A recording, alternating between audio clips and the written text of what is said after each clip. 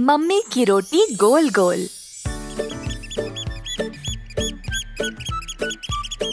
एक दिन आलू भाई दोनों बैठ के पढ़ाई कर रहे थे।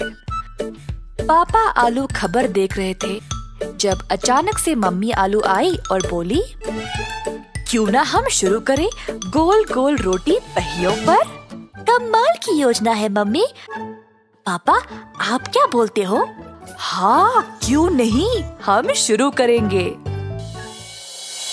तो इसी प्रकार आलू परिवार ने नया कारोबार रोटी पहियों पर शुरू करने का निर्णय लिया और तुरंत तैयारी में लग गए।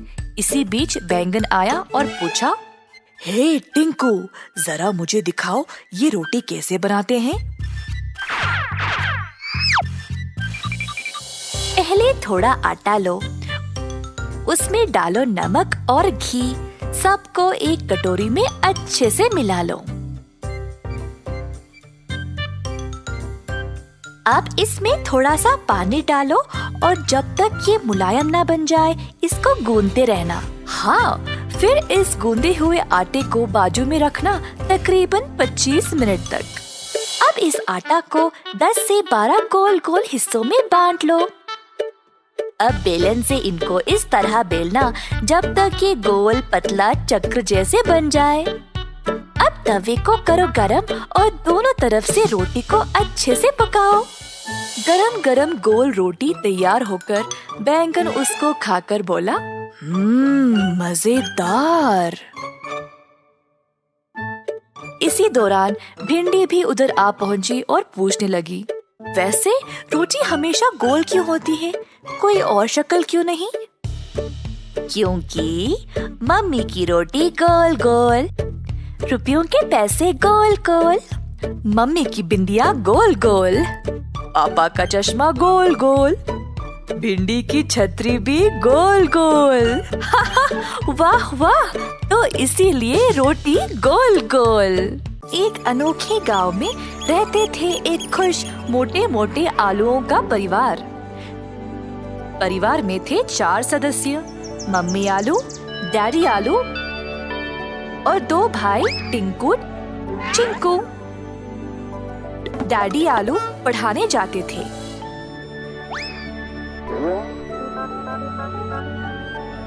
और मम्मी आलू जड़ी बूटियों की दवाई बनाती थी। टिंकू चिंकू का ख्याल भी रखती थी। टिंकू चिंकू रोज साथ साथ खेलते और जब जरूरत तब किसी की भी सहायता करते थे।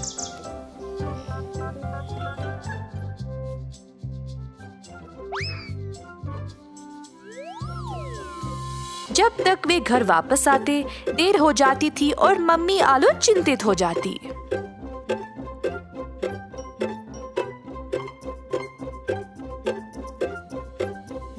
एक दिन टिंकू चिंकू खेलने निकले। जल्दी थकावट की वजह से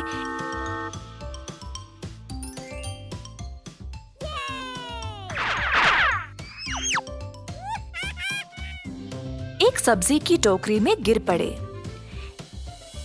एक बड़ा बैंगन जो पहले से ही टोकरी में था, उन दोनों को टोकरी से बाहर निकाल फेंक दिया। ये टोकरी केवल बैंगनों के लिए है, तुम्हारे लिए नहीं। टिंकू और चिंकू जमीन पे पड़े रोने लगे क्योंकि बैंगन ने उनको निकाल फेंका। हमें नहीं पता था कि ये टोकरी आपकी है। हा हा हा, तुम्हें क्या पता? क्या तुम मुझ जैसे लंबे हो ये सब जानने के लिए? शो शो, जाओ यहाँ से, कोई और जगह ढूंढ लो। टिंकू अपना हाथ दो जरा। हाँ हाँ, ये लो मेरा हाथ। बैंगन और भिंडी दोनों ने टिंकू और चिंकू की मदद नहीं की। टिंकू चिंकू दोनों रोते रोते घर वापस आए। मम्मी आलू ने दोनों को रोते हुए देखकर पूछा कि हुआ क्या। टिंकू चिंकू ने मम्मी को सारी घटना सुनाई। मम्मी आलू ने सब्र से सब कुछ सुना, उन दोनों को मनाया और फिर सुला दिया। अगले दिन टिंकू और चिंकू फिर से खेलने बाहर गए। वे देखना चाहते थे कि वो बैंगन उस टोकरी में अब था या नहीं। अंदर झांक के देखा तो टोकरी में कोई नहीं था, पर उनको किसी की रोने की आवाज सुनाई दी। टोकरी के पीछे देखा तो बैंगन वहां बैठे अकेला रो रहा था। बैंगन भाई, क्या हुआ? क्यों रो रहे हो? हम तुम्हारी सहायता करेंगे, बस बोलो कि क्या हुआ। मेरी मैया बीमार है और मुझे नहीं पता मैं क्या करूं, इसीलिए रो रहा हूँ। फिर दोनों आलुओं ने बैंगन के साथ उसके घर गए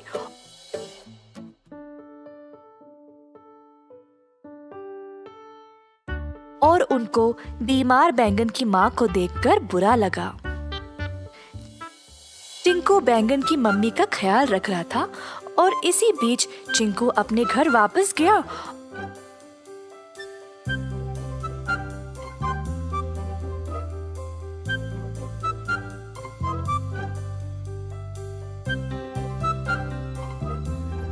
और उनके लिए एक उचित दवाई लाई।